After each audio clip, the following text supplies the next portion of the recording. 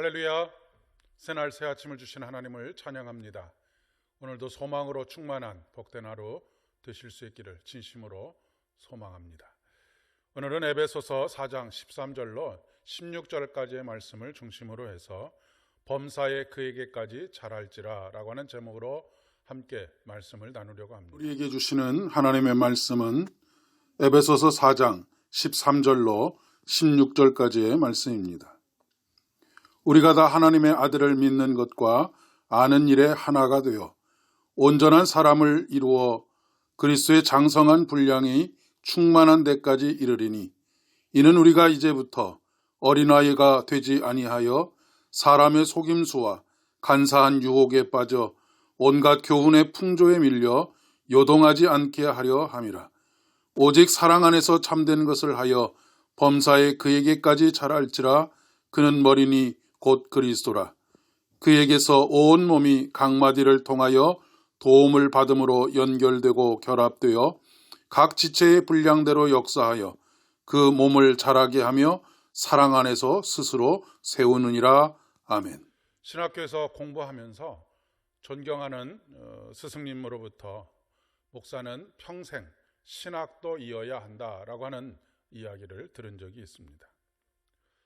그 후로 학교에서 배우는 신학이 전부가 아니고 오히려 학교를 졸업하고 제대로 된 신학을 공부하게 된다라고 하는 것을 깨닫게 되었습니다. 끊임없이 공부하는 것, 영적인 훈련을 하지 않으면 고인물이 되게 됩니다. 고인물이 되면 잘 아시는 것처럼 썩은 물이 되고 마는 것이죠. 사도 바울은 내가 이미 얻었다 함도 아니고 온전히 이루었다 함도 아니라 오직 내가 그리스도 예수께 잡힌 바 된 그것을 잡으려고 쫓아가노라 라고 빌립보서 3장 12절의 말씀에서 그렇게 말씀하시는 이유가 바로 여기 있다라고 그렇게 생각됩니다. 목회자만 그렇겠습니까? 예수를 믿고 따른다라고 하는 우리 모두가 그러해야 한다라고 그렇게 믿습니다. 그렇다고 해서 모든 성도가 신학교를 가야 한다든지 아니면 신학 서적을 꼭 읽어야 한다든지라고 하는 그런 이야기는 아닙니다. 끊임없이 구도자적인 삶을 살아야 한다라고 하는 그런 이야기이죠. 그리고 궁극적인 목적지는 바로 그리스도입니다. 15절의 말씀에 사랑 안에서 참된 것을 하여 범사에 그에게까지 자랄지라 라고 말씀하시는 이유가 여기 있는 것이죠. 우리가 신앙의 연조가 쌓이면서 왜 수많은 성경 공부들을 하지 않았겠습니까? 새신자반으로부터 신앙의 성숙반, 그리고 제자훈련 등 수많은 과정들을 우리가 거치게 됩니다. 그런데 그런 과정을 거쳤다라고 하는 것 자체가 우리의 신앙의 성숙을 가져다 주는 것은 결코 아닙니다. 수많은 과정들을 거쳤음에도 불구하고 지식적인 알매에 그칠 뿐 신앙의 성장이나 성숙을 이루지 못하는 경우들이 너무나 허다하게 있기 때문에 그렇습니다. 중요한 것은 그리스도의 장성한 분량에 이르는 것입니다. 그리스도의 장성한 분량을 공동 번역은 그리스도의 완전성에 도달하는 것이다 라고 그렇게 번역을 하고 있습니다.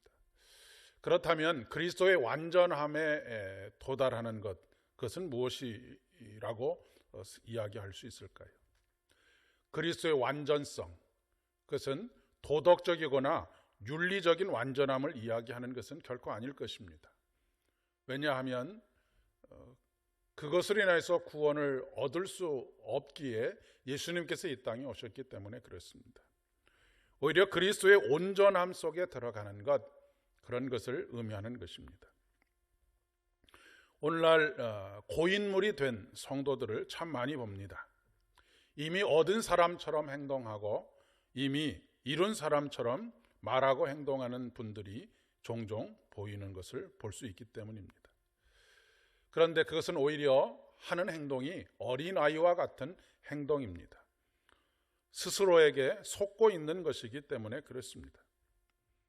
어떤 경우에는 자신의 부족함을 겸손하게 이야기하지만 그 또한 그 자리에 머물러 있는 자기 자신을